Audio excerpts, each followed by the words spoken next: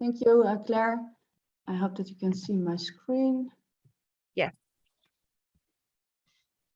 Thank you very much for inviting me to speak and also for taking the initiative for this webinar. I think it's a great timing. Nico already indicated as well. My presentation is on doing business in and with China. I also chose with because of the pandemic. And my topics are short introduction, where to start if you're new to this business, and steps towards success. So short thing about myself. 我学了汉语在莱顿大学. I studied Chinese in Leiden, the Netherlands, and I have over 15 years of consulting experience in the life science area, where I ended up. I've been working in the biotech industry, setting up assembly plant for bioreactors in Guangzhou, for instance. But I'm now part of the Beacon team. You can easily connect via the QR code, so you can chat if you have scan if you have WeChat. So here are my colleagues as well, based in Leiden in the Bioscience Park, and we offer strategic consultancy, operational support, and business development in pharma, biotech, and medical services. Well, a lot has been said on the Chinese life sciences market already. Important factors to take into account are the government-led transition of this industry. Think of the 5-year plan strategy, which led to the fact that the China biopharmaceutical industry is now second in the world. And also the investments in science and technology are second in the world. Be aware that the change in this industry is very rapid, and that China cannot be seen as one market. There are a lot of regional differences. Reinout already covered the IP, and a business model is something for later. And of course, be aware of the differences in business culture. Well, currently we're on the 14th 5-year plan. There's also a strategy, good to know, it's called Made in China 2025.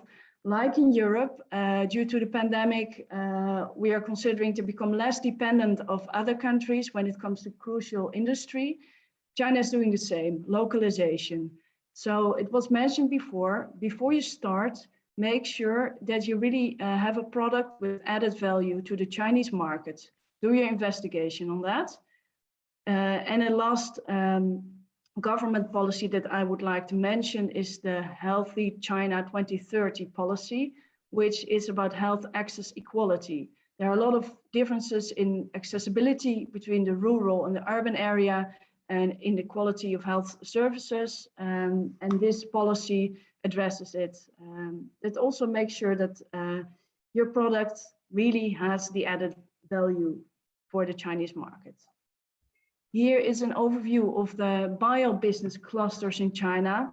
They're located around the mega cities of China. So what we have in China is since last year 16 mega cities.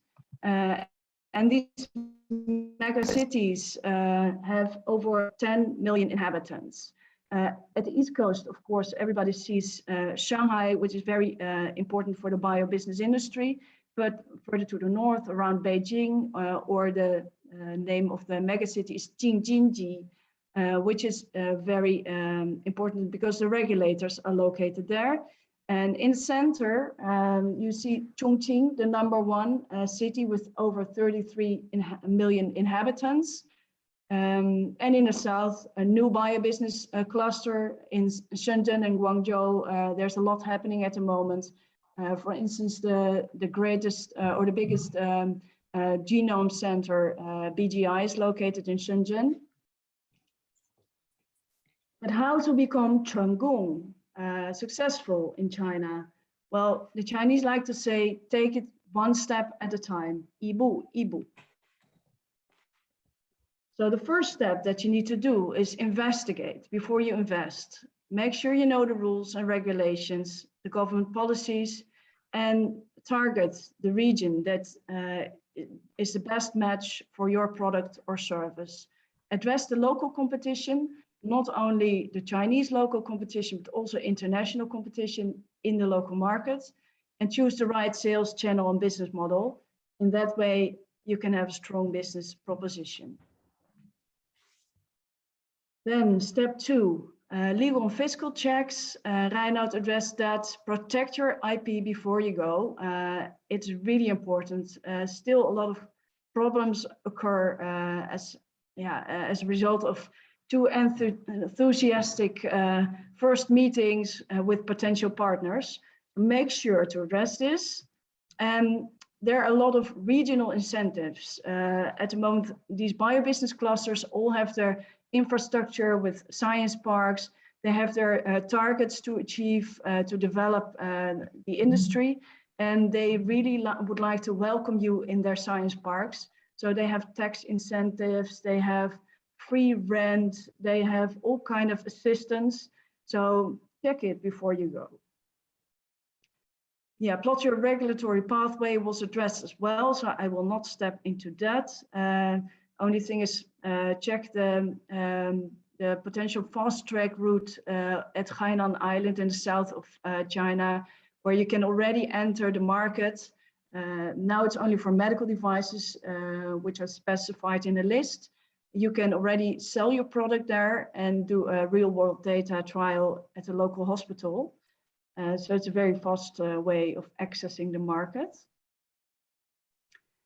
Then when you step 4, you need to set up your corporate structure. So would you like to go there only for sales with a distribution model, or would you like to set up your own entity? In that case, in certain areas, you're not allowed to set up your wholly owned foreign enterprise, but you need a local partner. And for instance, set up a joint venture structure. So check this before you go. And also what I mentioned, check the right location and then register. This is an impression of an 80,000 square meter CRO, CDMO that's now being built in the new Lingang area of the Shanghai Pilot Free Trade Zone. It will be operational next year. It's a great example of a new area that's being developed. If you decide to set up your own entity in China, you should also address who is going to bring you the success. Of course, your people. So who would you like to ask to do it? Would you like to send someone from your headquarters to China, or would you like to hire local staff? This is maybe a bit far for you at the moment, but it's something to think of when you make your China strategy. And when you do this, also address cross-cultural communication with the headquarters in Holland, because a lot of communication problems can occur, and it would be a pity if you do not address it. So the last step that I would like to share is implement quality management. This is something that requires leadership. You have to really show what you think is important. When you talk about quality, the industry is developing fast in China, but you always need to be aware of this. So keep control, verify documents, visit companies who are important in your supply chain, in your partnerships. Make sure your documents are really in place all the time, and test before you ship your products. And also here, make sure that you have someone in the team who speaks Chinese. It really helps a lot. Yeah, of course, these days we have challenging times. Remote relationship management due to the COVID pandemic, face-to-face contact is almost not possible. But how to deal with that? I think most Chinese are very pragmatic. I like that a lot about dealing with China. And everybody is used to the situation of working remote now. So yeah, everybody does video meetings. But what do you need to take into account? Of course, again, language barrier. Have a Chinese speaking team member helps, but also use the tools that work best in China. Teams is not always easy to use in China. Zoom, like we do today, works a lot better, but also open a WeChat account. It's really useful. Everybody uses WeChat for communication.